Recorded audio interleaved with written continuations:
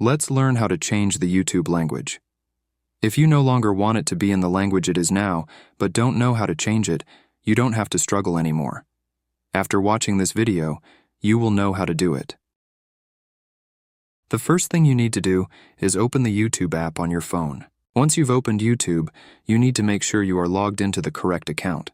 When YouTube is open, you will be on the home page, but you don't need to be on that page. You need to be on the page with some information about your account. You can access this page by clicking on the U option located in the bottom right corner of the screen. Once that page opens, you will see several options, but you need to click on the Settings option located in the top right corner of the screen. When you click on that option, a page with multiple options will open.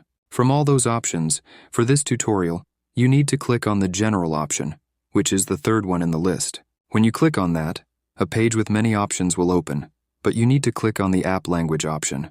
When you click on that option, a page with several options will open in your phone's settings. On that page, you need to click on the Language option located at the bottom of the page. When you click on that, a page with a list of all the languages you can change to will open. When you find the language you want, just click on it, and that's it.